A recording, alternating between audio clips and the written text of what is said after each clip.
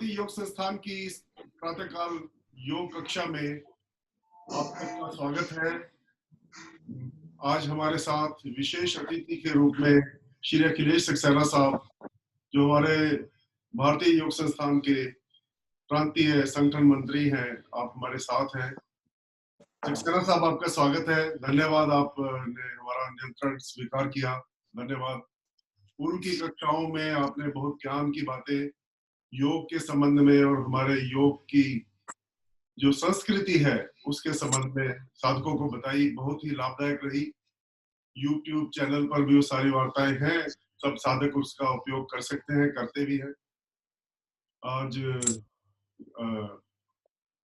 आपका जो नया विषय है साधकों, आज सक्सेना साहब हमें हृदय रोगों के ऊपर कुछ जानकारी देंगे कि कैसे हम लोग उसके लिए तैयार रहे।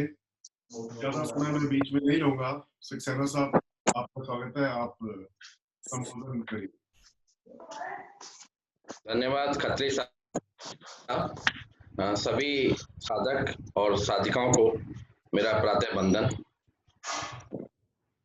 हम अपने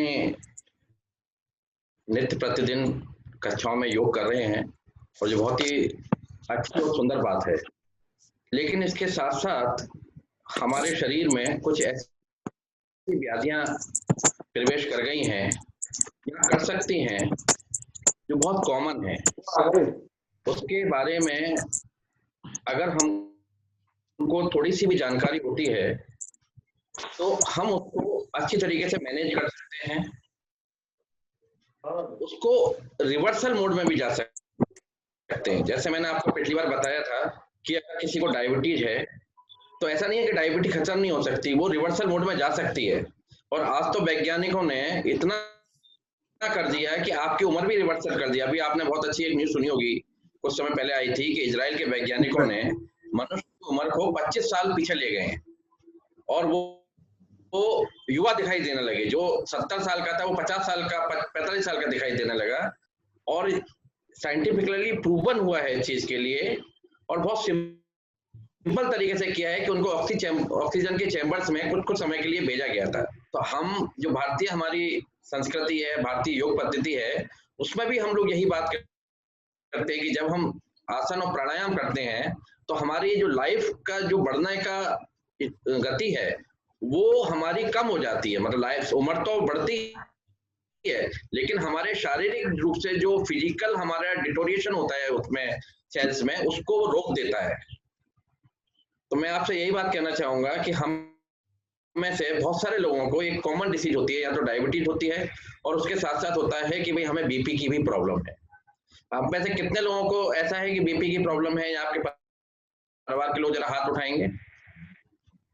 किसी को नहीं है बीपी की प्रॉब्लम? अच्छा, एक को है। और किसी को है? 2 को है।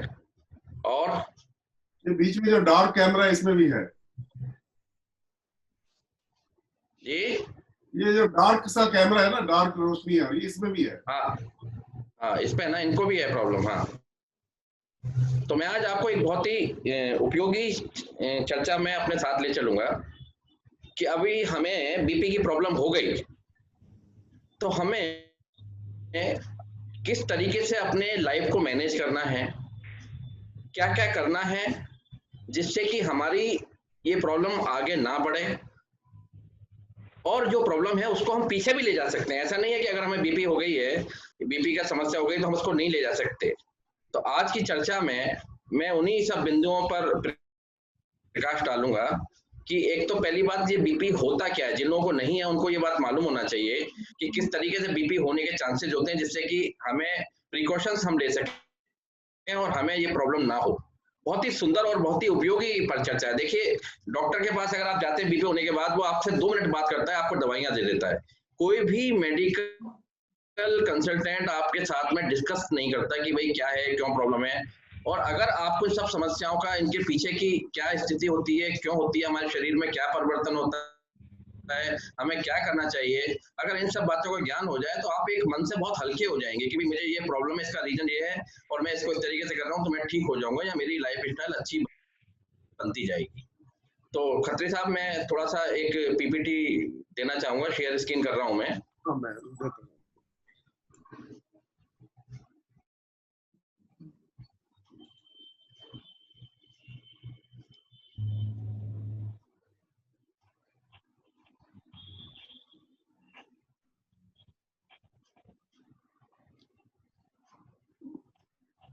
हाँ जी,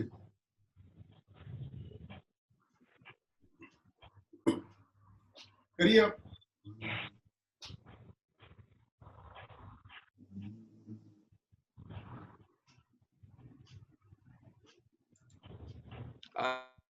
अरे ये स्लाइड आ गई। हाँ जी, बिल्कुल बढ़िया।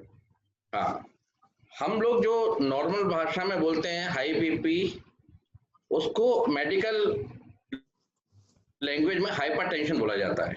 और ये बात आप लोग समझ लीजिए कि हाई बीपी आपकी हार्ट की प्रॉब्लम का कारण है। आपके अंदर जो हार्ट की समस्याएं आती हैं, बहुत सारे लोगों को हार्ट फेल होता है, बहुत सारे लोगों को ब्लॉकेज हो जाता है, ये सारी समस्याओं का जड़ आपका हाई बीपी है। मैं आगे एक्सप्लेन करूंगा कि हाई बीपी से कैसे इन सब समस्याओं का कारण बनती हैं और कैसे हम कंट्रोल कर सकते हैं।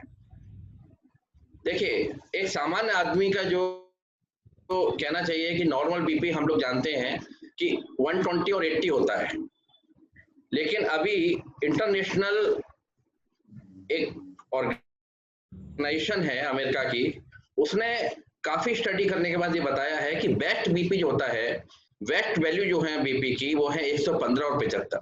अगर आपकी 120-80 भी है तो अच्छी बात है, लेकिन जिसे बेस्ट कहना चाहिए वो है 115 और 75। लेकिन भारत में अभी भी हम डॉक्टर्स के पास जाएंगे तो 120 और 80 को ही नापता है।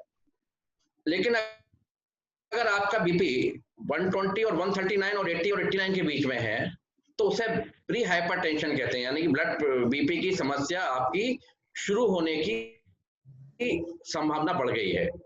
अगर आपका बीपी 3 या 4 बार आपने चेक कराया है और 120 139 या 80 और 89 के बीच में आता है, तो इसका मतलब है कि प्री हाइपरटेंशन आपको हो चुका है, मतलब आपकी प्रोबेबिलिटी बढ़ जाती है। अब अगर आपकी बीपी की वैल्यू जो है 140 और 159 और लोअर साइड में 90 और 100 आ रही है, तो उसको बोलते हैं ग्रेड 1 हाइपरटेंशन, मतलब हाइपरटेंशन हो गया है, आपको बीपी की समस्या हो गई है, that is in the grade 1 category. उसी तरीके से अगर आपका बीपी की वैल्यू 160 और 100 आ रही है, तो आप ग्रेड 2 हाइपरटेंशन की लिमिट में आ गए, और ये थोड़ी सी चिंताजनक बात होती है। बहुत सारे लोगों को ये मालूम नहीं होगा कि ये 120 और 80 होता क्या है। आप सब लोग जानते हैं कि हमारा जो हार्ट है, हृदय है, वो पूरे समय चलता रहता है, कंटिन्यूअस चलता रहता है। आपके घरों में, बहुत सारे घरों में पानी को पंप करने वाली मोटर लगी होंगी। उस मोटर को आप 15-20 मिनट चलाते हैं पंप करने के लिए, उसके बाद रोक देते हैं। इसके बावजूद भी वो साल, 2 साल, 3 साल में खराब हो जाती है। लेकिन हमारा जो हार्ट है वो 24 घंटे हमारे शरीर में पंपिंग करता है ब्लड की। कितनी पंपिंग करता है, कितनी बार बीट हार्ट धड़कता है, आपको शायद मालूम है? किसी को कोई बता सकता है? 1 मिनट में 70 बार, 72 बार। ये पूरे दिन में 24 घंटे में 1 लाख बार आपका पंप करता है। अब आप समझ लीजिए कि कितनी महत्वपूर्ण मशीन हमारे शरीर की भगवान ने हमको दी है, जो कंटिन्यूअस 24 घंटे हमारे लिए काम कर रही है। क्या हम इस हार्ट को 1-2 मिनट का ब्रेक दे सकते हैं? शायद नहीं। अगर इस तरह का ब्रेक मिल गया तो हम जीवित नहीं रह पाएंगे। तो हमें ये बात समझ में आना चाहिए कि हमारे शरीर का, हमारे लिए ये हार्ट एक कितना महत्वपूर्ण अंग है, जो जब हम सोते हैं तब भी हमारे लिए ये काम करता रहता है। अब हार्ट का काम क्या है? हार्ट का काम क्या है? हार्ट के अंदर जो है आर्टरी से ब्लड आता है। हार्ट एक मुट्ठी के बराबर होता है, उसके अंदर से ब्लड आता है, और हार्ट का काम होता है उसको पूरे शरीर में पंप करना। पंप एक एक कोष तक उसको ब्लड को पहुंचाना। तो पूरे शरीर में हार्ट ब्लड आता है, फिर वो पंप करता है, फिर वो रिलैक्स हो जाता है, फिर पंप करता है, रिलैक्स हो जाता है। तो हमारे जो हार्ट की आर्टरी होती हैं या हार्ट की नलियां, जो है साधारण लैंग्वेज में बोलूंगा, जब हार्ट प्रेशर डालता है उस समय 120 का प्रेशर होता है। 120 होता क्या है एक्चुअली? हम बोलते हैं 120 ऑफ Hg, मरकरी। आपने देखा होगा पुराने समय में डॉक्टर जो है एक बीपी का इंस्ट्रूमेंट यूज करते थे, उसके अंदर काले रंग की एक लिक्विड रहता था कांच की नलियों में, और वो आपके हाथ लगा के उसको पंप करता था और वो ऊपर नीचे जाता था। वो हमारा एक पारा होता है जो पानी से 13 गुना भारी होता है। अब हमारा प्रेशर इतना होना चाहिए कि वो पारे को 120 mm तक ऊपर लेके चला जाए। जब वो पंप कर रहा है तो हमारा पारा जो है 120 mm जाना चाहिए। अब अगर आप देखें कितना प्रेशर हो गया 120 mm, तो इतना सा होता है, मतलब देखा जाए तो इतना सा होगा 120 mm। लेकिन अगर हम उसको देखें, पानी के रूप में देखें कि अगर हमें पानी की टंकी में प्रेशर देना है तो 1.5 गुना भारी, मतलब अगर हमें 12 सेंटीमीटर जाना है तो 12 × 13, यानी कि 1.5 मीटर का पानी का प्रेशर हमारे शरीर के अंदर, ब्लड के अंदर होता है जब वो पंप करता है। तो अर्थात लगा लीजिए कितना प्रेशर है जिसकी वजह से हमारे शरीर में रक्त जो है सारे अंगों में पहुंचता है और मस्तिष्क तक पहुंचता है। सबसे महत्वपूर्ण अंग है हमारे शरीर में रक्त पहुंचाने के लिए मस्तिष्क, क्योंकि ब्रेन में अगर ब्लड नहीं पहुंचा कुछ समय के लिए तो हमें इमीडिएटली प्रॉब्लम शुरू हो जाती है। और जब वो पंप कर देता है और जब धीरे आता है तो वो प्रेशर उस समय 80 और 80 के आसपास होना चाहिए। तो मैंने आपको ये बताया कि ये 2 तरह के प्रेशर होते हैं। जब हार्ट पंप करता है तो वो ऊपर वाला प्रेशर कहलाता है, जब वो रिलैक्स होता है तो नीचे वाला प्रेशर कहलाता है। इसलिए डॉक्टर दोनों ही प्रेशर को लिखते हैं, जिसको मेडिकल लैंग्वेज में सिस्टोलिक और डायस्टोलिक बीपी भी बोलते हैं। अब आपको मैं एक छोटी सी एक जानकारी देना चाहूंगा कि हमारी ये समस्या कितनी खतरनाक है और कितनी वाइडर रूप में पूरे संसार में फैली हुई है। पूरे संसार में जो 2014 का सर्वे था, 100 करोड़ लोग जो हैं इस बीपी की समस्या से ग्रसित थे, यानी कि पूरी वर्ल्ड की पॉपुलेशन का 15 to 20%। हमारे जो इंडियन पॉपुलेशन है जो 130 करोड़ है, उसका 15 से 20% लोगों को, ये ऑफिशियल फिगर है जो सर्वे हुआ है। हो सकता है इसके अलावा भी हमारे लोगों की समस्या हो, क्योंकि बहुत सारे लोगों को ये मालूम ही नहीं पड़ता कि उनको बीपी है जब तक बहुत ज्यादा उनको प्रॉब्लम नहीं होती, क्योंकि ये बीपी एक साइलेंट किलर के रूप में काम करता है। इसका बहुत ज्यादा मालूम तब पड़ता है जब आपकी प्रॉब्लम बहुत ज्यादा बढ़ जाती है। मैं आपको बताऊंगा कैसे मालूम पड़ता है। दूसरी बात आप ये जाने कि जो हमें स्ट्रोक पड़ता है, पैरालिसिस होता है, इसका 66% कारण जो है वो हाई बीपी होता है। बिल्कुल आप दिमाग में रख लीजिए कि high BP is the cause of the stroke. 66% contribution होता है इसका। 33% हाई बीपी जो आपकी क्रोनिक हार्ट डिसीज होती हैं, जो आपका ब्लॉकेज हुआ वो हुआ, ये बीपी की वजह से ही होता है। बीपी जो है वो कॉज है इन सब चीजों का, heart blockage, heart failure, heart attack, इन सब का कॉज जो है हाई ब्लड प्रेशर है। ये समस्या हमारे साथ तब और बढ़ जाती है जब मनुष्य के साथ बीपी भी है। जब बीपी चल रहा है, नॉर्मल है आदमी, उसकी बॉडी का जो स्ट्रक्चर है वो ठीक है, वो डायबिटिक नहीं है, वो स्मोकिंग नहीं करता, अल्कोहलिक नहीं है, तो उसका बहुत ज्यादा प्रभाव नहीं आएगा। लेकिन जब high BP is associated with obesity, diabetes and smoking, then it becomes the killer, बहुत खतरनाक हो जाता है। इसलिए पहली चीज आप जो याद रखिए कि अगर किसी को हाई बीपी हो गया है तो उनको इन 3 चीजों से बचना पड़ेगा, otherwise it will be very dangerous for them. Obesity, diabetes और स्मोकिंग को कंट्रोल करना पड़ेगा। मैंने जैसे आपको पहले भी बताया था कि हाई बीपी का हमारे हार्ट डिसीज से क्या संबंध होता है।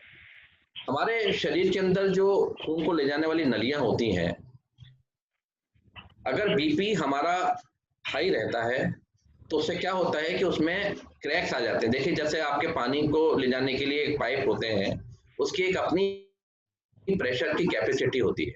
अगर उसको कंटिन्यूस हम हाई प्रेशर देते रहेंगे तो उसकी दीवारों के अंदर क्रैक आने शुरू हो जाते हैं। जब वो क्रैक आने शुरू हो जाते हैं तो उसके अंदर जो हमारे फैट्स होते हैं वो जमना शुरू हो जाते हैं। यहाँ एक तो आपका चिकना फर्श है और एक फर्श ऐसा है कि जिसपे बहुत सारी दरारें हैं, बहुत सारी खुरदुरा है। तो आपने देखेंगे अगर आपकी गंदगी होती है तो उस पर वो जमनी शुरू हो जाती है। उसी तरीके से जब हमारे खून को ले जाने वाली नलियों में लगातार हाई ब्लड प्रेशर काम करता रहता है तो उससे उसके अंदर तक क्रैक पैदा होते हैं और वो क्रैक में धीरे धीरे हमारे ब्लड के अंदर जो फैट्स होते हैं वो धीरे धीरे जमना शुरू हो जाते हैं और इसी को आप लोग धीरे धीरे बोलने लगते हैं कि आपके ब्लॉकेज हो गया। दूसरी बात क्या होती है कि इंक्रीज मास मसल, हाइपरट्रॉफी। जब हमारे हार्ट को ब्लड को पंप करने के लिए जब आपका ब्लड प्रेशर ज्यादा हो जाएगा तो उसको प्रेशर ज्यादा लगाना पड़ता है, और जब आप कंटिन्यूअस हमारा हार्ट हाई ब्लड प्रेशर में काम करता रहता है तो हार्ट के अंदर जो मसल्स होती हैं वो मोटी होनी शुरू हो जाती है, वो बढ़ जाती हैं। उसका नुकसान क्या होता है कि आपको ज्यादा ब्लड की जरूरत होती है। आपके हार्ट में जो ब्लड पहुंच रहा है, जैसे जैसे आपका मास मसल मास बढ़ेगा उसको हार्ट को जो है ज्यादा ब्लड की जरूरत पड़ेगी। जिस प्रकार आप अपने एक्सरसाइज में करते हैं तो आपके बॉडी की मसल्स बढ़ते हैं, उसी तरह जब हार्ट ज्यादा प्रेशर पे काम करता है, उसको ज्यादा प्रेशर लगाना पड़ता है ब्लड को सर्कुलेट करने के लिए, तो उसका मसल मास बढ़ जाता है, फिर उसको ज्यादा ब्लड की जरूरत होती है। और ये सब रीजन जो होते हैं हार्ट फेलियर की तरफ लीड करते हैं। इसका सबसे अंतिम रिजल्ट होता है भी हार्ट हमारा फेल हो। आपने देखा होगा बहुत सारे लोगों को मालूम ही नहीं पड़ता और हार्ट फेल से उनकी डेथ हो जाती है। और आज के समय में जब हमारा कोरोना की प्रॉब्लम चल रही है तो आप लोगों ने देखा होगा कि जिन लोगों को हार्ट की प्रॉब्लम है, डायबिटीज है, वो लोग इससे ज्यादा परेशान है, उनकी रिकवरी रेट बहुत कम है। इसलिए हमें अपने जीवन में ये ध्यान रखना है कि हमारी ये हाई बीपी की प्रॉब्लम हो गई है तो उसे हम मेंटेन करें, उसे कम करने का प्रयास करें। हमारी ये जो डायबिटीज है, जैसे मैंने पिछली बार भी बताया था आपको, डायबिटीज को हम रिवर्सल कर सकते हैं, उसको कंट्रोल करें। अगर हम इनका कंट्रोल कर लेते हैं तो हमारे ऊपर दूसरी बीमारियों का असर भी बहुत कम हो जाता है और हमारी लाइफ स्टाइल अच्छी हो जाएगी, हमारा लाइफ बढ़ जाएगी। अब आप ये देखिए ये हार्ट है, इसमें देखिए कि आपको हार्ट है, पूरे शरीर में ये ब्लड पहुंचाता है, एक एक अंग तक इसको पहुंचाने का काम है।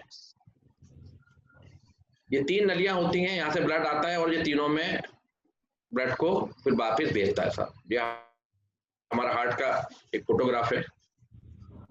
अब आप देखेंगे कि हमारे ब्लॉकेज कैसे होता है। जब हम 10 साल का होता है कोई सी शरीर की बॉडी का जो एज है वो 10 साल होती है, तो एक तरीके से हमारी खून को ले जाने वाली नैया होती है, यानी पूरा हमारा क्लियर है। जैसे जैसे हमारा उम्र बढ़ती जाती है और हमारा लाइफ स्टाइल खराब होती जाती है तो हमारे अंदर जो फैट्स जमना होता है, क्रैक्स होना शुरू हो जाता है बीपी के वजह से, उसकी वजह से ये सारी जो आपके ब्लॉकेज है वो शुरू हो जाते हैं। और एक स्थिति इसके ऊपर एक मेम्ब्रेन होती है, ये यहाँ पे जो जमता है इसके और नली की वॉल के बीच में एक मेम्ब्रेन होती है। जब ये बहुत ज्यादा बढ़ जाता है तो मेम्ब्रेन फट जाती है और ये सारा जो पदार्थ है ये सब इसमें ब्लॉक कर देता है नली को और हमारे ब्लड को रोक देता है। उसी को हम कहते हैं कि भाई ये कहते हैं ना 80% ब्लॉकेज या 70% ब्लॉकेज या 90% ब्लॉकेज, ये इसी को बोलते हैं। यहाँ पे 0% ब्लॉकेज है एक तरीके से, और धीरे धीरे देखिए ये बढ़ता जा रहा है और जिस दिन ये इसकी मेम्ब्रेन फट जाती है उस दिन हमारा हार्ट फेल हो जाता है। ये देखिए ये 0% है जब हमारा सामान्य है, और जब हमारा ब्लॉकेज होना शुरू हो गया तो ये हमारा हार्ट ब्लॉकेज होना शुरू। और ये मेम्ब्रेन जिस पे मेरा माउस का कर्सर जा रहा है ये मेम्ब्रेन होती है। जब धीरे धीरे इसका प्रेशर बढ़ता है तो ये फट जाती है और एक तरीके से पूरा बंद कर देती है और आपका हार्ट में ब्लड बढ़ना, आपकी बॉडी से ब्लड जाना बंद हो जाता है।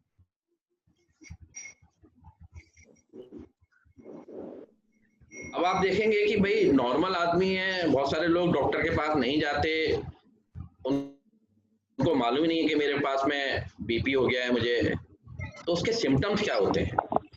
मैंने पहले ही बताया था कि ये भी एक साइलेंट किलर है, high BP is also silent killer. लेकिन जब धीरे धीरे ये बढ़ता जाता है तो उसके सिम्टम्स क्या होते हैं, शरीर में सिर में भारीपन होना शुरू हो जाता है, सिर में दर्द होना शुरू हो जाता है, आपकी सांस फूलनी शुरू हो जाती है, और बहुत सारी जगह कई बार होता है नाक से ब्लड आना शुरू हो जाता है, कुछ को चेस्ट में पेन भी होता है, डिजीनेस आती है, आंखों में भी लालपन होता है, और कुछ जगह यूरिन के अंदर भी ब्लड आ जाता है। अगर इसमें से आपको कोई भी सिम्टम्स है तो जरूर डॉक्टर के पास जाइए और अपना बीपी जरूर चेक कराइए।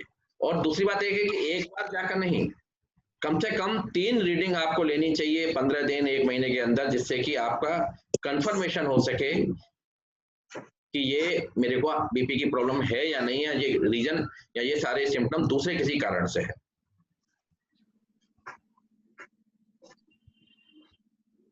अब ये तो आ गया कि भाई हमारा हाई बीपी हमें एस्टेब्लिश हो गया है कि बीपी है, तो हम इसको मैनेज कैसे करेंगे। सबसे पहली चीज तो आती है आपकी डाइट। इसका 80% कंट्रीब्यूशन होता है आपके किसी भी डिसीज को मैनेज करने के लिए। जिन लोगों को हाई बीपी है वो इमीडिएटली अपना नमक का कंजम्पशन खत्म कर दें। कम कर दें, बिल्कुल धीरे धीरे अगर हो सके तो बिल्कुल मिनिमम पे लेके आ जाए। दूसरी याद रखें, कभी भी सब्जी आदि में ऊपर से नमक न डालें। नॉर्मल आदमी जिसको हाई बीपी नहीं है वो भी याद रखें कि ऊपर से बीपी नहीं डालना, क्योंकि जीवन में 3 चीजों से याद रखिए कि जितनी सफेद चीजें हैं वो हमारे लिए नुकसानदायक, नमक, मैदा और चीनी, ये तीनों नुकसानदायक है। इससे कोई फायदा नहीं होता हमारे शरीर में, सिर्फ हम अपने टेस्ट के लिए खाते हैं। लेकिन सामान्य आदमी को भी इन सब चीजों को मिनिमाइज कर देना चाहिए। Cut down fats. फैट भी 2 तरह के होते हैं। एक तो वो फैट होते हैं जो एनिमल प्रोडक्ट में होते हैं, जैसे दूध में है, बटर में है, इनको हम बोलते हैं कार्बोहाइड्रेट्स। दूसरी टाइप का फैट्स होता है जो आपके ऑयल में होता है, नट्स में होता है। इसके अंदर से जो निकलता है वो कहलाता है triglyceride, that is more dangerous. तो अगर जिन लोगों को हाई बीपी की प्रॉब्लम है उनको इन दोनों ही चीजों का कंजम्पशन कम कर देना चाहिए।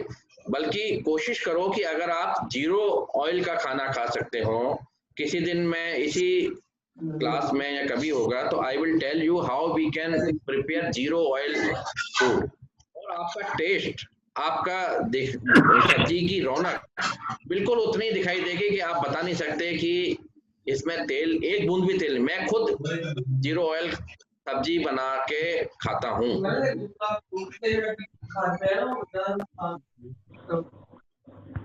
म्यूट कर दें जी अपने आप को प्लीज, जो भी आवाज आ रही है प्लीज म्यूट कर दें। हाँ जी सर।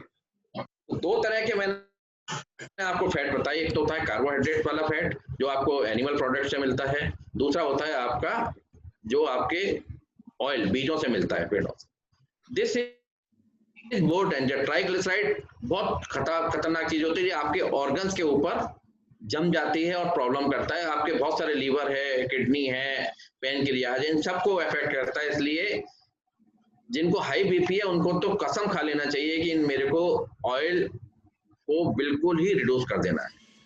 रेड मीट नहीं खाना चाहिए और साबुत अनाज खाना चाहिए, जैसे जौर, बाजरा, गेहूं के आटा जो पिसा हुआ होता है उसको कम कर दीजिए, मैदा को कम कर दीजिए।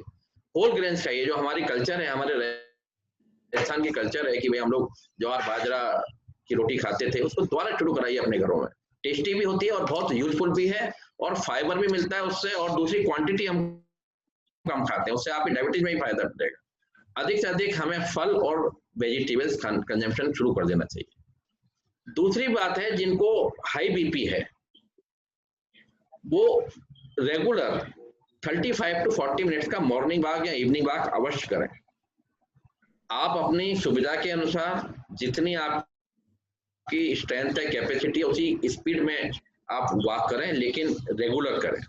तीसरी चीज जो सबसे महत्वपूर्ण है वो है योग।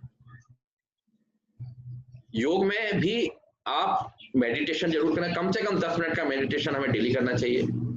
और जिन लोगों को हाई बीपी की प्रॉब्लम है उनके लिए अनुलोम विलोम प्राणायाम रामबाण है। आप 15, 20, 25, 30 मिनट जो है अनुलोम विलोम का अभ्यास करें, नाड़ी शोधन प्राणायाम का अभ्यास करें।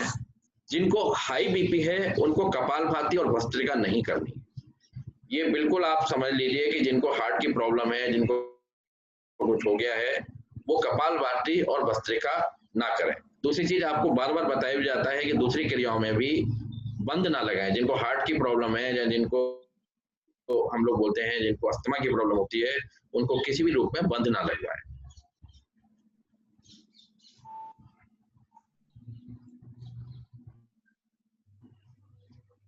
तो दूसरी चीज, अब आप लोगों को ये समझ में आ गया होगा कि ये हाई बीपी क्या होता है, इससे हमारे शरीर पर क्या प्रभाव पड़ता है, और इसको रोकने के लिए या मैनेज करने के लिए हमें क्या क्या सावधानी रखना चाहिए।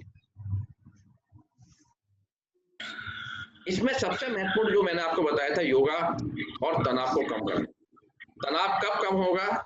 जब हम अपने, मैंने पिछली एक पूरी क्लास में मैनेजमेंट के ऊपर एक पूरा आपको एक क्लास ली थी।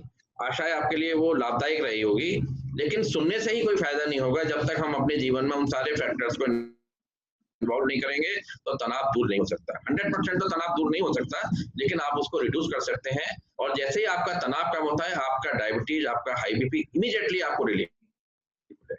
दूसरी बात, आप डेली 10 मिनट 15 मिनट का मेडिटेशन शुरू करिए। ये नहीं मेडिटेशन के भी संडे को होना है, it should be a part of your daily routine. कम से कम 10-15 मिनट आप क्लास में सुबह नहीं कर सकते, जब भी आप खाली बैठे हुए हैं उस समय आप आंखें बंद करके, ऑफिस में हैं, कहीं पर बैठे हुए हैं, कमर गर्दन सीधी करके 15 मिनट के लिए कोशिश करें धीरे धीरे मेडिटेशन का अभ्यास करने का। फिर आप देखेंगे चमत्कारिक परिवर्तन आपके जीवन में आएगा और आपके ये सब वैल्यू जो हो रही हैं, जो डिटोरिएट हो गई हैं आपके पैरामीटर, जो चाहे ब्लड शुगर में कह लीजिए, चाहे आपका बीपी कह लीजिए, इमीडिएटली आपका कंट्रोल होना शुरू हो जाएगा। तीसरी चीज क्या है, किसी भी बीमारी को आप थोड़ा सा समझने की कोशिश करिए।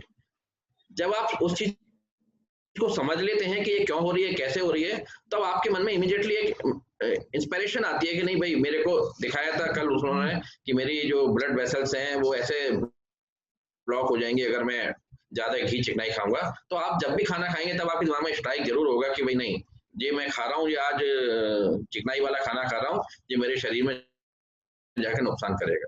इसलिए हमें अपने को तो सीखना ही है, अपने परिवार के लोगों को भी ये जानकारी देने का प्रयास करें, बच्चों को ये जानकारी दें, अपने बुजुर्गों को ये जानकारी दें। कुछ बुजुर्ग जबरदस्ती कुछ चीजें खाते हैं जिनको उनको दिमाग में गलत फहमी होती है, इससे कुछ नहीं होता, लेकिन जब वो इन सब चीजों को देखेंगे, सीखेंगे, तब नेचुरली वो अपने लाइफ स्टाइल को चेंज करने का प्रयास करें। क्योंकि बिना ज्ञान के हम चीजों को अच्छी तरीके से एक्सेप्ट नहीं कर पाते। तो मेरा आप सब लोगों से यही प्रयास है कि जब भी आप लोग इस तरह की क्लास में आते हैं, तो अगर आप अपने परिवार के लोगों को भी जोड़ लेंगे तो सबका फायदा। अगर आज आपकी वाइफ आपके साथ इस क्लास में जुड़ जाती, तो वो आपसे ज्यादा आपका ध्यान रखती कि भाई मेरे को अपने हस्बैंड को जो है खाना ऐसा देना है जिसमें तेल कम हो, क्योंकि उनको बीपी की प्रॉब्लम है। अब आप तो चले गए, आप दिमाग में रहेंगे, लेकिन वाइफ को इस चीज का आइडिया नहीं कि खाना कैसे बनना है। तो इसलिए मैं आपको बार बार बोलता हूँ कि कम से कम एक दिन के लिए प्रयास करिए। और जरूरी नहीं है कि अगर ये क्लास 6 बजे हो रही है, अगर खत्री साहब कहेंगे तो मैं दोपहर में भी ये क्लास ले सकता हूँ, दोपहर शाम को भी ले सकता हूँ, जब भी आप कहेंगे। पर मेरा प्रयास यही रहता है कि जितना भी ज्ञान मैं लोगों से सीखा है, मैं अधिक से अधिक लोगों को बांट सकूं। मेरे छोटे से प्रयास से अगर किसी को जरा सा भी लाभ होगा तो मुझे वास्तव में बहुत खुशी होती है। और हमारा सबका प्रयास यही होना चाहिए कि हमारे पास जो भी थोड़ा बहुत ज्ञान है उससे हम समाज में अधिक से अधिक लाभ पहुंचा सके, लोगों को इसका स्वास्थ्य लाभ के रूप में दे सके, जो सबसे बड़ा हमारा एक कहना चाहिए सेवा होती है। उसके बाद में मेडिकल टेस्ट आप लोग जरूर कराते रहिए। आज की डेट में एक बहुत अच्छा, जैसे पहले आपके एंजियोग्राफी या दूसरी चीजें होती थी जिससे मालूम पड़ता था आपके शरीर में कितना ब्लॉकेज है, आपके हार्ट में जो ब्लॉकेज है कितना है। अभी एक मशीन ऐसी आ गई है, एक टेस्ट ऐसा आ गया है जिसको बोलते हैं सिटी कोरोनिक स्कैन।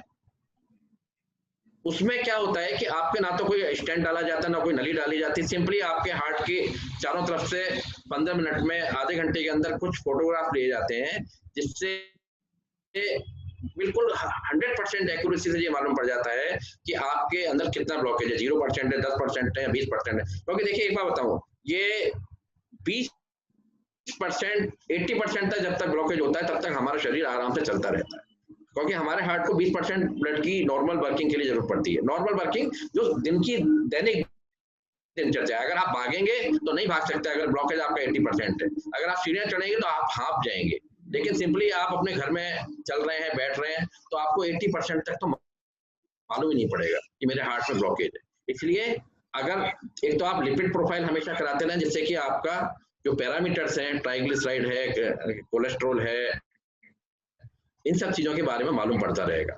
तो कम से कम 3 महीने में, जिनको अगर प्रॉब्लम है वो 3 महीने में कराएं, जिनको प्रॉब्लम नहीं है वो 6 महीने या साल में एक बार अवश्य अपना मेडिकल चेकअप कराएं। क्योंकि ऐसा नहीं है कि जब हम प्रॉब्लम बढ़ जाए तभी हम जागे, हमें पहले से जाग लेना चाहिए और जागने के बाद में हमें प्रयास करना चाहिए कि हमको रिवर्सल करना है।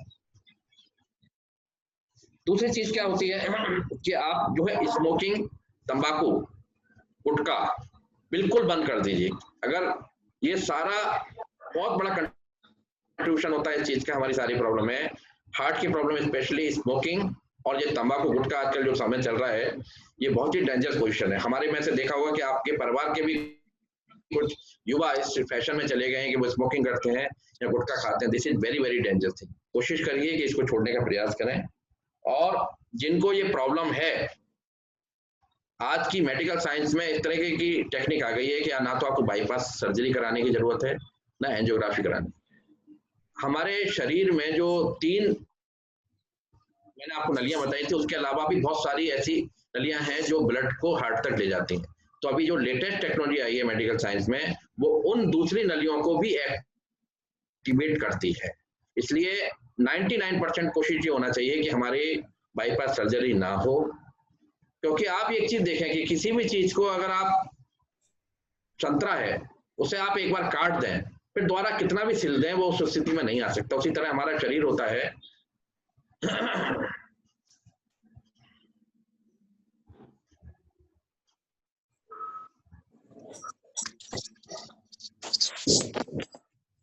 उसी तरह हमारा शरीर होता है कि अगर उसको हम एक बार काट देते हैं, आप डॉक्टर कितना भी होशियार हो, एक बार आपकी बाईपास सर्जरी होने के बाद में आपका शरीर उस लायक नहीं रहता है जैसा भगवान ने बनाया है। तो सबसे इसको कंक्लूड करते हुए मैं यही बात कहूंगा कि हमें अपने शरीर के बारे में जानकारी होना चाहिए। दूसरी बात, रेगुलर टेस्ट करा के हमें ये कंफर्म करना चाहिए कि हमारे जो पैरामीटर्स हैं वो ठीक हैं, और अगर उन पैरामीटर्स में कुछ डिफरेंस है जो आइडल है, तो हमें इमीडिएटली अलर्ट हो जाना चाहिए।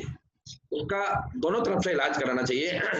आपके डॉक्टर के पास भी जाना चाहिए, उसके साथ साथ जो मैंने आपको फैक्टर बताया, आपका खान पान, आपकी लाइफ स्टाइल, आपका योगा, मेडिटेशन, स्ट्रेस मैनेजमेंट, ये सारी चीजें साथ साथ शुरू कर देना चाहिए। और अपने इस सुंदर जीवन को, इस सुंदर शरीर को जो प्रभु ने हमें दिया है, उसको इस तरीके से हम बर्बादी की राह पर ना छोड़ें।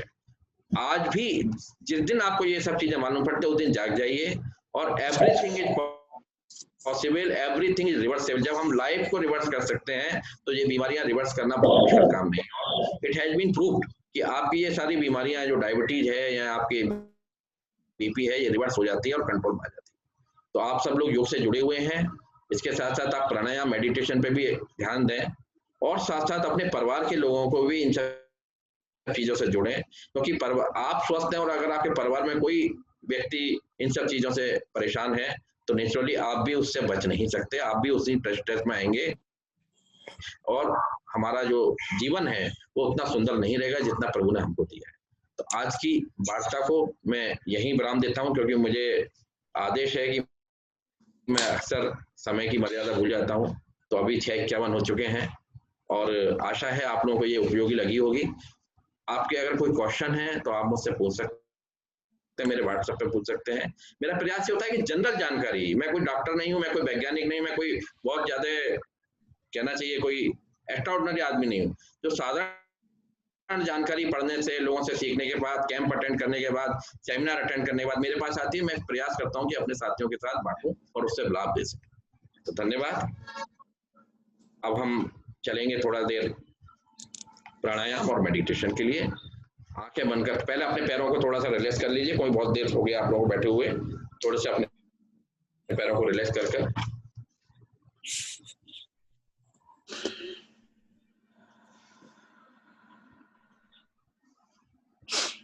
आदरणीय, मैं प्रश्न पूछना चाह रहा था।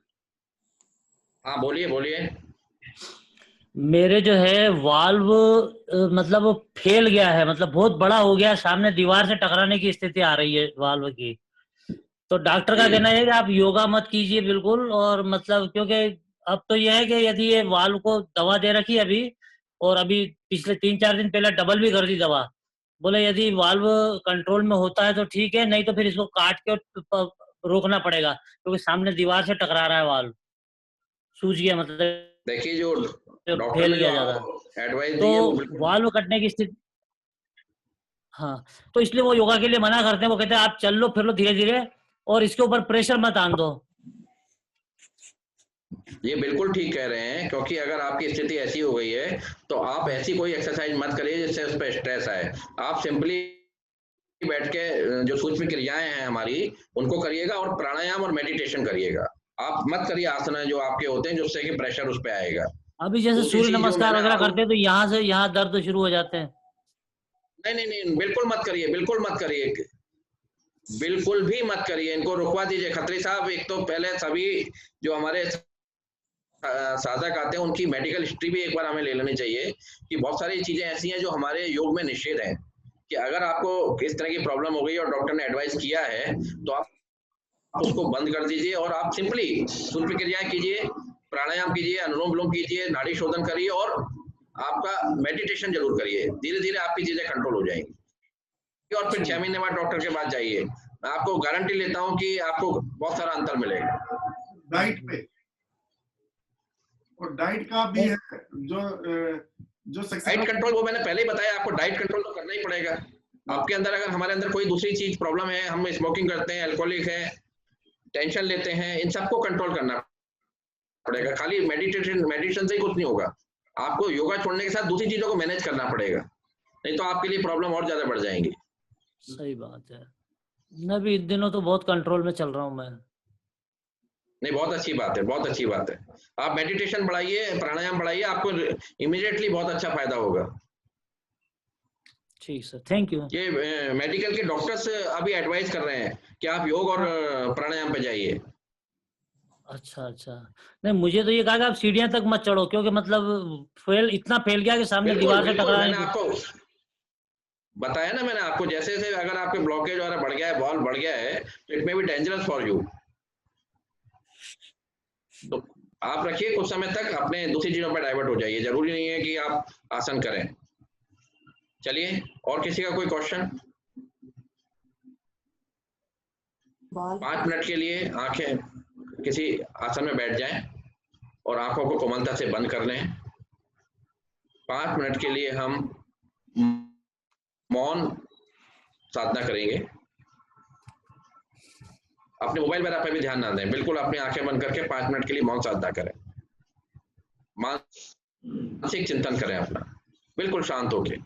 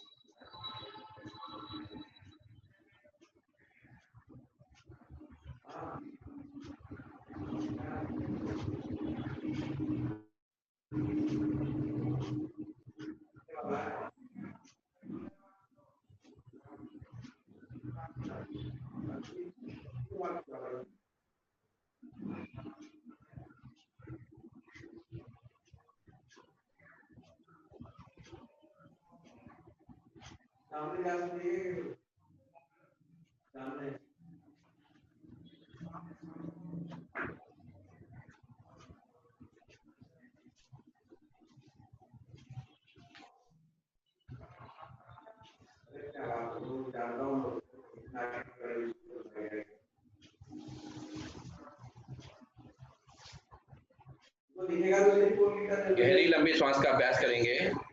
आनंद पूर्वक सांस लें, पूरी श्वास अंदर तक।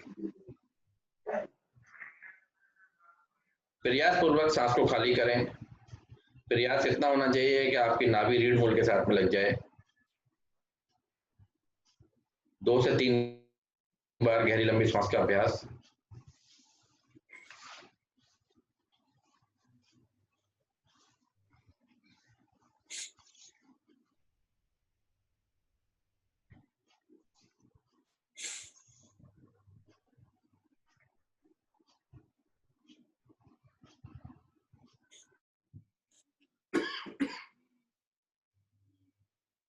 शांत। दाएं हाथ से प्राणायाम मुद्रा बनाएं, करेंगे अनुलोम विलोम। बायां हाथ ज्ञान मुद्रा में, दाएं नथुने को अंगूठे से बंद करें। बाईं नासिका से धीरे धीरे श्वास भरें। अनामिका से बाईं नथुने को बंद करें, अंगूठा हटाएं, दाएं नथुने से सांस को खाली कर दें। 5 मिनट तक हम लगातार यही अभ्यास करेंगे। बाएं से लेंगे, दाएं से छोड़ेंगे, दाएं से लेंगे, बाएं से छोड़ेंगे। सांसें इतनी हल्की तरीके से लेनी है और इतना छोड़ना है कि हमको खुद भी मालूम ना पड़े कि सांस हमारी आ रही ओर जा रही है। बिल्कुल शांत भाव से, पूरा ध्यान अपनी सांसों पर।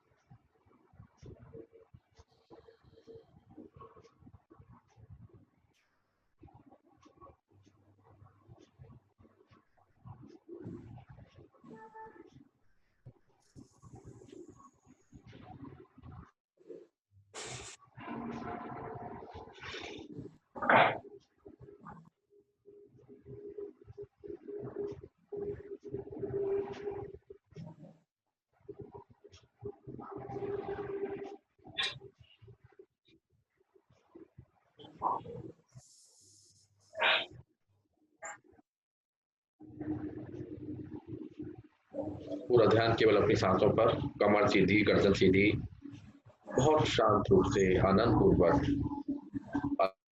अनुलोम विलोम का अभ्यास।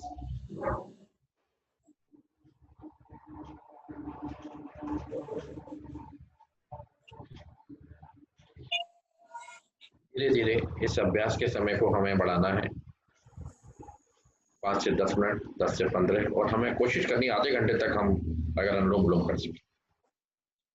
बहुत ही सुंदर और इफेक्टिव प्राणायाम है और सभी लोग कर सकते हैं, चाहे किसको किसी भी तरह की बीमारी हो, चाहे वो कमजोर हो व्यक्ति। आप कुर्सी पे बैठ के कर सकते हैं, पलंग पर बैठ के कर सकते हैं।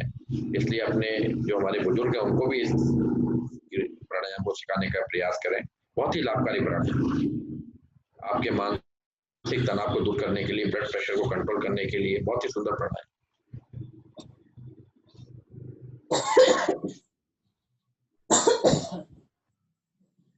बाई नासिका से श्वास को बाहर निकालते हुए प्राणायाम को विराम देंगे। आंखें कोमलता से बंद रखेंगे।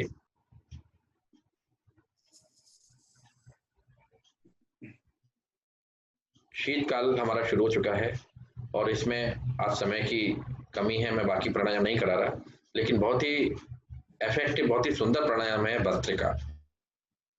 जिनको हार्ट की प्रॉब्लम है वो इस प्राणायाम को नहीं करेंगे, वो अपना अनुलोम विलोम करते रहेंगे। बाकी सभी लोग मेरे साथ में भस्त्रिका करेंगे। पुनः एक बार प्राणायाम मुद्रा बनाए दाएं हाथ से, बाएं हाथ को घुटने पर रख लें, बाएं हाथ को घुटने पर रख लें जिससे कि हमारा शरीर हिले नहीं, और कमर गर्दन बिल्कुल सीधी। दाईं नासिका से 10 बार शक्ति और सामर्थ्य के साथ सांस को छोड़ेंगे और लेंगे, पूरी शक्ति और सामर्थ्य के साथ में।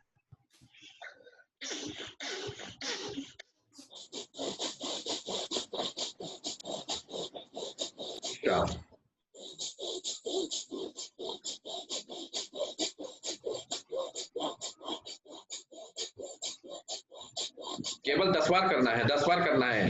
पहले फेज में 10 बार केवल हमको दाईं नासिका से सांस को लेनी है, छोड़नी है तेजी से। अब यही क्रिया, और हर क्रिया के बीच में कुछ गैप अवश्य देना है। अब यही क्रिया हम बाईं नासिका से करेंगे, गति और शक्ति के साथ में 10 बार सांस लेंगे और छोड़ेंगे, पूरी शक्ति और पूरी सामर्थ्य के साथ में।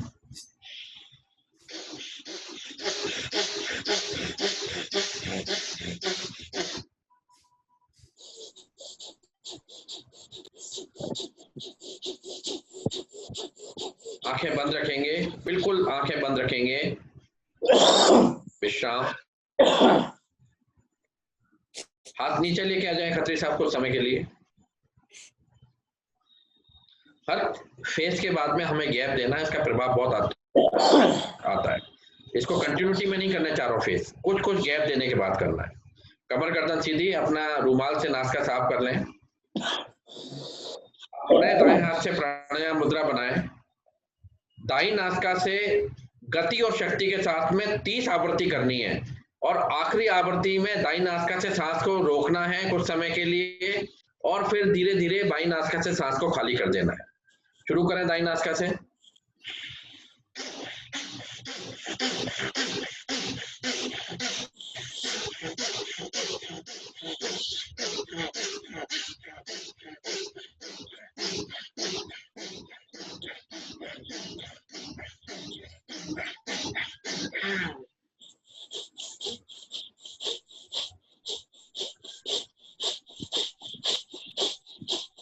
आखिरी आवृत्ति में दाएं से सांस को लेकर कुछ क्षण रोक के बाएं से खाली कर दें, कुछ क्षण शांत होकर आंखें बंद रखें, शांत होकर बैठें। हर क्रिया के बाद अपने ऊपर होने वाले प्रभाव को महसूस करें। आपके अंदर एक नई एनर्जी आती जाएगी, आपका मन एकदम शांत होता जाएगा। आंखें बंद रखें। हर क्रिया के बाद हाथ नीचे ले आए, कुछ क्षण रोकें, कुछ पॉज है। अब ये क्रिया बाई नासिका से करेंगे 30 बार। गति शक्ति के साथ, सामर्थ्य के साथ में पूरी सांस को छोड़ना है, लेना है पूरी शक्ति के साथ में और आखिरी बार में सांस को रोक के बाई नासिका से खाली कर देना है।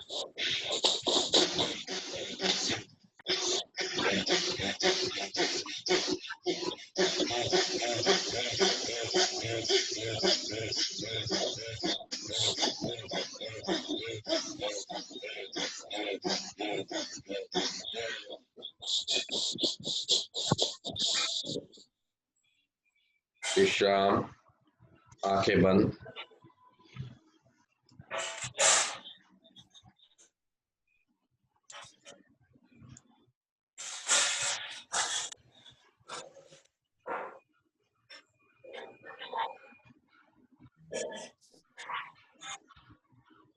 अब इसका करेंगे तीसरा चरण। तीसरे चरण में हमको अनुलोम विलोम की तरह करना है। एक नासिका से सांस लेनी है और दूसरे छोड़नी है, लेकिन शक्ति और सामर्थ्य में। अनुलोम विलोम में हम बड़े कोमल रूप में सांस लेते हैं, लेकिन इसमें हमें वही शक्ति और सामर्थ्य के साथ सांस लेनी है और छोड़नी है। दाएं से शुरू करेंगे, दाएं से लीजिए, बाएं से छोड़िए, बाएं से लीजिए, दाएं से छोड़िए। 30 आवृत्ति।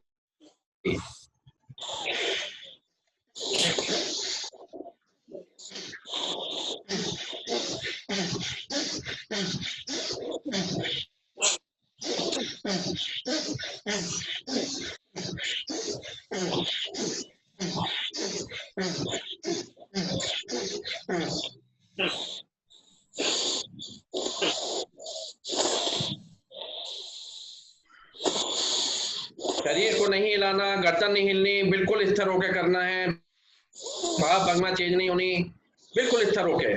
आंखें बंद, दोनों हाथ घुटनों पे ले आए, विराम। आंखें कोमलता से बंद।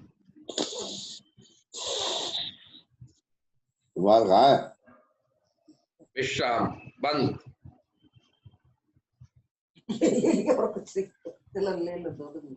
आंखें कोमलता से बंद। दोनों हाथ घुटनों पे रख लें। अंतिम चरण में चलेंगे। दोनों हाथ घुटनों पर, कमर गर्दन सीधी। अब दोनों नासिकाओं से सांस लेंगे और छोड़ेंगे पूरी गति शक्ति के सामर्थ्य में और आखिरी आवृत्ति के बाद में बाह्य कुंभक में तिब्बन लगाएंगे। शुरू करें।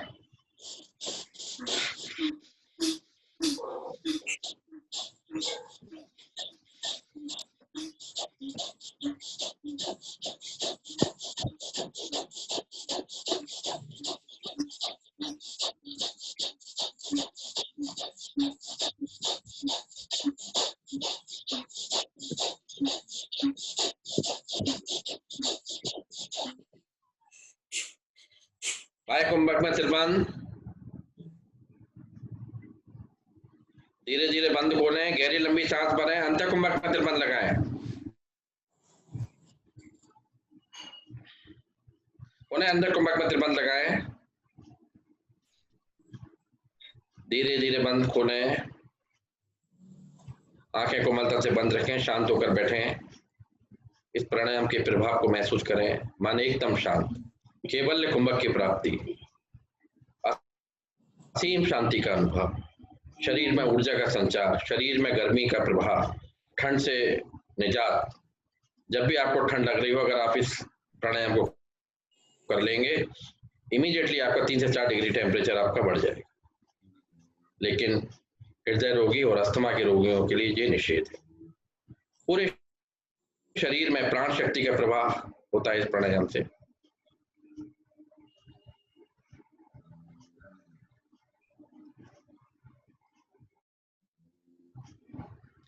आज के समय को देखते हुए मैं अपनी क्रियाओं को यहीं विराम देता हूं और बाबूलाल जी से अनुरोध करता हूं कि कृपया प्रार्थना और शांति पाठ कराएं। सभी को नमस्कार। ये कहाँ का है ये जो बाबूलाल साहब आपका आइए। मेरा इससे पहले एक अनुरोध है सक्सेना साहब। हाँ बोले बोले। 5 मिनट का ध्यान तो हो जाए। हाँ ये ठीक। सक्सेना जी कराए 5 मिनट का ध्यान। आप नहीं, समय में फिर लोग परेशान हो जाते हैं, रहने दीजिए जी। अभी 7:10 है। हाँ तो 5 मिनट करा दो, आज्ञा है 5 मिनट का ध्यान कराने का। हाँ जी हाँ। चलिए ठीक है, शुरुआत करते हैं। आंखें कोमलता से बंद, आंखें कोमलता से बंद, ज्ञान मुद्रा।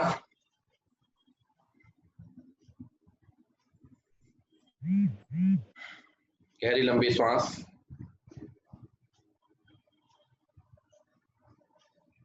पूरा ध्यान नासिका के अग्रभाग पर।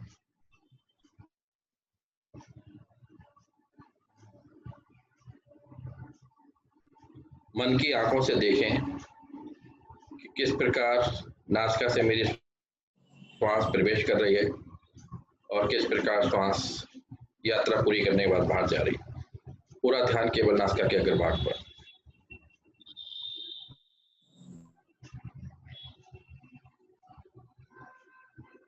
पूरा ध्यान केवल नासिका के अग्रभाग पर।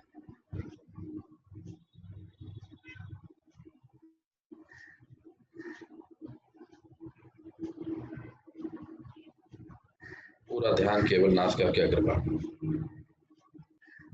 मन की आंखों से अपनी सांस की यात्रा को देखें। पूरा ध्यान नासिका के अग्रभाग।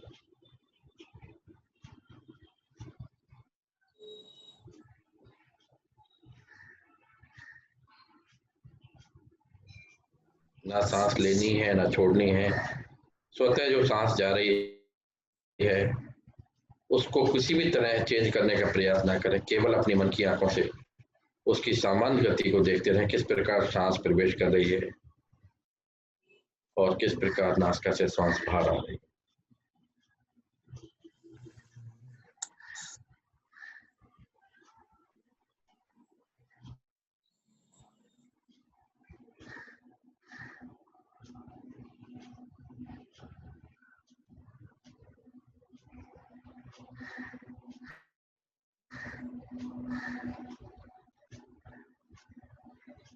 धीरे धीरे अपने ध्यान को अपने आज्ञा चक्र पर ले जाएं। दोनों भौहों के मध्य में जो बिंदु है, या बिंदी लगाते हैं, तिलक लगाते हैं, उस जगह अपने ध्यान को केंद्रित करें। उस बिंदु पर अपने ध्यान को केंद्रित करें।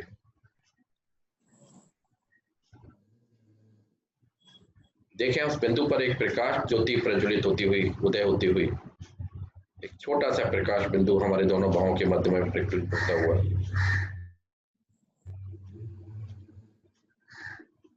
धीरे धीरे उस प्रकाश बिंदु का प्रकाश बढ़ता हुआ, उसकी किरणें चारों तरफ फैलती हुई एक प्रकाश पुंज में परिवर्तित होता हुआ। उस प्रकाश पुंज की किरणें हमारे चेहरे पर, शरीर पर, चारों तरफ सुनहरी किरणें फैलती हुई चारों तरफ का वातावरण पूरी तरह प्रकाशमय है। मेरे शरीर का प्रत्येक अंग उस सुनहरी किरणों से चमकता हुआ, मेरा पूरा शरीर उस सुनहरे प्रकाश में लिप्त होता हुआ। मन में कल्पना लाएं, मैं एक शांत तालाब के मध्य में पद्मासन की स्थिति में कमल के पुष्प पर विराजमान ध्यान की मुद्रा में बैठा हुआ हूँ। मेरे आज्ञा चक्र से प्रकाश पुंज प्रज्वलित हो रहा है। उस प्रकाश पुंज का प्रकाश मेरे चारों तरफ फैलता जा रहा है। मैं धीरे धीरे हल्का होता जा रहा हूँ।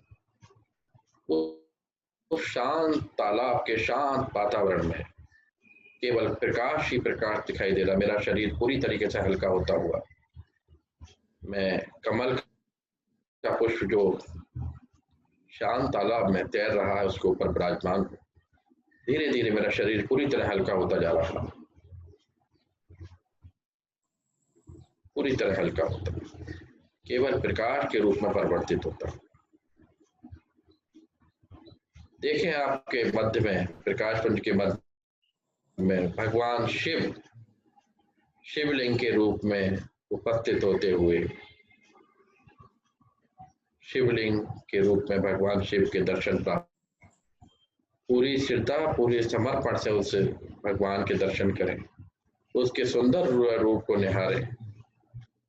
आज्ञा चक्र पर शिवलिंग स्थापित होता हुआ, उसके चारों ओर पूरी तरह प्रकाश, दूध की धारा बहती हुई शिवलिंग के ऊपर, चारों तरफ शांत वातावरण प्रकाश में मेरा शरीर हल्का, मेरे आज्ञा चक्र पर भगवान शिवलिंग के रूप में उपस्थित उस सुंदर शिवलिंग के दर्शन प्राप्त करता हुआ, पूरी तरह समर्पित होता हुआ, पूरी तरह समर्पित होता हुआ। इस प्रभु ने मेरे शरीर को पूरी तरीके से विकारहीन, रोगहीन कर सुंदर और स्वस्थ बना दिया। प्रभु का वास मेरे हृदय में होता हुआ, मेरे आज्ञा चक्र से हृदय में प्रभु का विकास।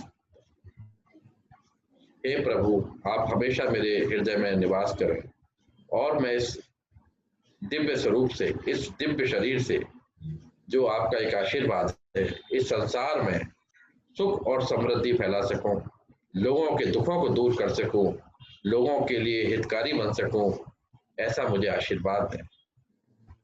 मैं खुद भी इस साधना में लगा रहूं और अपने संसार के साथियों को भी साधना के लिए प्रेरित करूं। मेरा जीवन इस सेवा में लग जाए और आपके दिए हुए कार्य को मैं पूरी श्रद्धा के साथ पूरा कर सकूं, यही मुझे आशीर्वाद है। पूरी तरह शरीर मेरा बिल्कुल स्वस्थ और हल्का, एक ऊर्जा के रूप में परिवर्तित होता है, दिव्य रूप में। मेरे शरीर के अंग अंग से प्रकाश निकल रहा है और मेरा शरीर एक पदार्थ से ऊर्जा की ओर परिवर्तित होता है। मैं उस महाब्रह्म में विलीन होता हुआ, उस सूर्य रूपी प्रकाश में मैं दीप रूपी प्रकाश विलीन होता हुआ, आत्मा का परमात्मा में विलीन होता। हे प्रभु, मुझे अपने अंदर समाहित कर ले। हे प्रभु, मुझे अपने अंदर समाहित कर ले।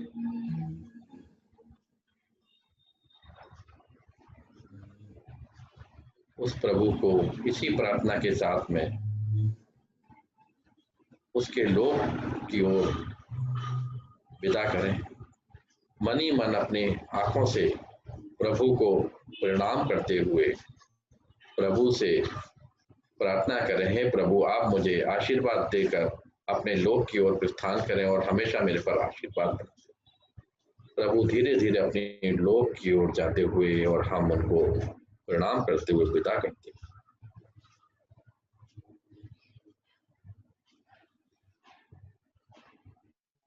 मेरा शरीर पूरी तरीके से हल्का, स्वस्थ, बेहतर रूप की ओर बढ़ता हुआ, शरीर प्रकाश में। इसी प्रकाश में शरीर से एक गहरी लंबी ओम ध्वनि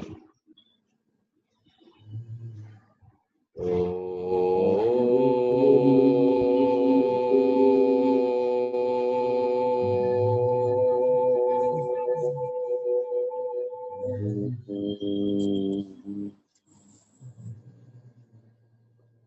प्रार्थना और शांति पाठ।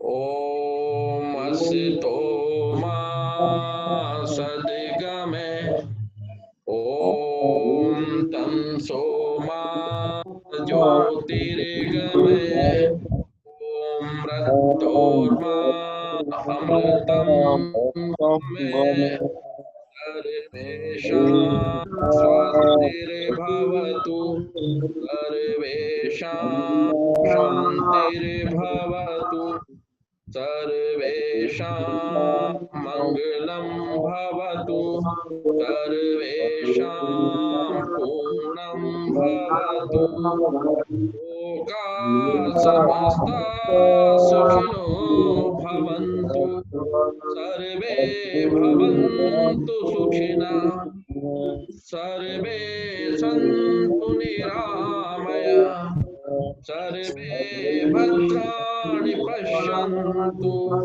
मा कश्चित् दुःखभाग्भवे ॐ त्र्यम्बकं यजामहे सुगन्धं पुष्टिवर्धनम् उर्वारुकमेव बन्धनान् मृत्योर्मुच्येमामृतात् ओम द्यो शांति अंतरिक्षि शांति पृथ्वी शांतिरापा शांति औषधया शांति वनस्पतया शांति विश्वदेवा शांति ब्रह्म शांति शांति शांतिरेव शांति सामा शांतिरेधि